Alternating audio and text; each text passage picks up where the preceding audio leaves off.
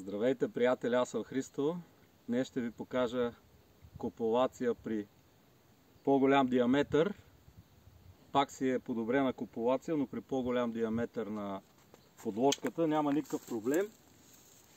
Тук съм отрязал предварително с трионче, като разбира се с два отреза. Първият отрез е да западне тежестта на клона. Втори отрез е да оформя елипса с трион.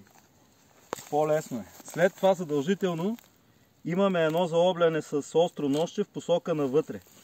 Това кафявото по възможност трябва да изчезне, особено при лошо рязане с триона. Това кафявото, имайте предвид, трябва да изчезне. Това е също за лекуване на рани.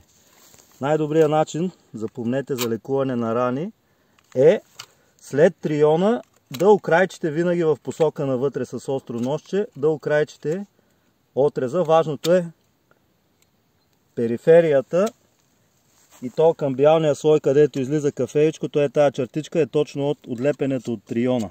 Така като заоблите, вие сте спокойни, че няма да влезнат гъби, патогени и да имате ядове после с този отрез зарастването. Дали ще се получи зарастването, дали не. Но винаги в посока навътре. Защо?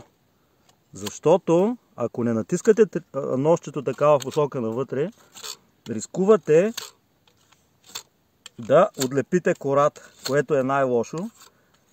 Вие да отлепите кората. И така, дялкане, посока навътре, от всички страни, ви гарантира лесно зарастване на отреза. Друго, за тук, където ще работите, разбира се, по едната страна се работи, за да имате повече сила, може да си държите острието от другата страна и създавате нещо като равнина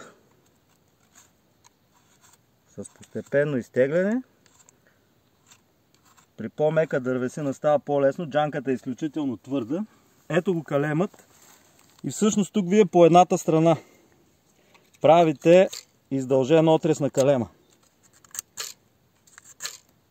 С последователни движения, както съм показвал, като за куполация. Това, че дължината не достига цялата дължина на подложката, не е толкова страшно при толкова голяма разлика в диаметрите. Аз го правя с две езичета. Като начинаещия, разбира се, ще го прави с едно езиче. Тук особеното при езичетата е, че вместо да легне така ножа по цялата повърхност на отреза, ножчето е с съвсем лек ъгъл. И така с клатене няма никакъв проблем да се зацепят езичетата. След това за меренето слагате калема на положението, на което трябва да бъде. И реално, за да имате ход на зацепване, освен това положение, на което трябва да бъде, съвсем леко, буквално с 2-3 мм нагоре, трябва да направите 2 броя зацепвания. Меренето въобще не е трудно. Въпросът е човек да свикне. Ето чертичките съвпадат. Ето чертичките съвпадат. Няма абсолютно никакъв проблем с меренето. И понеже работим с едната страна, на вас ви е важно да прецените точно тази страна, която ще бъде външна. С нея да работите. Гледате да засрещнете двете езичета. Принципно става.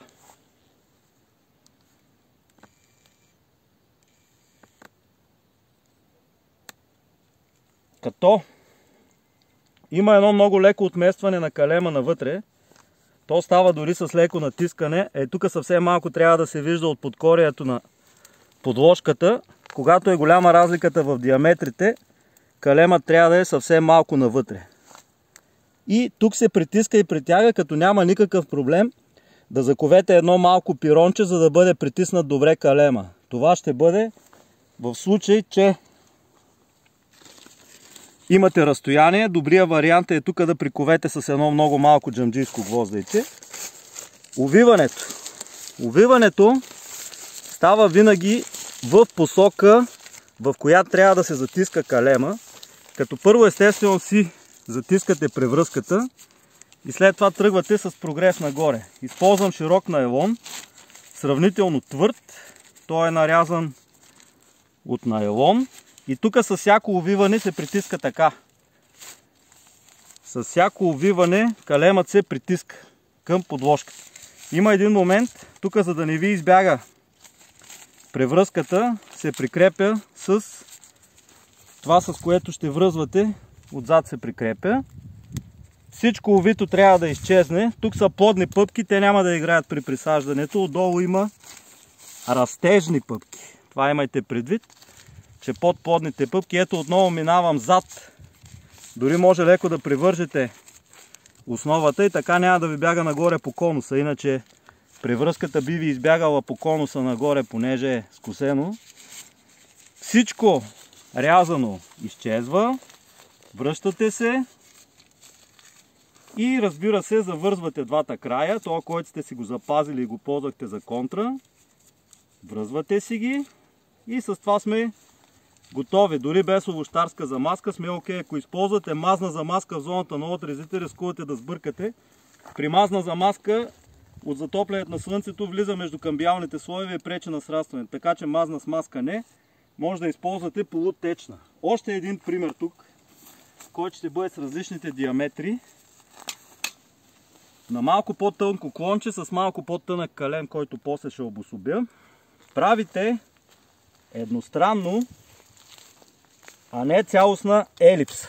Това е много важно да обърнете внимание, че вие куполация при голям диаметър на подложката и много по-голям от този, който виждате в момента, вие куполация без проблеми можете да си осъществите и без цялостно отнасяне за цялостна елипса на подложката. Нямате абсолютно никакъв проблем. 1/3, за да се улесните до голяма степен.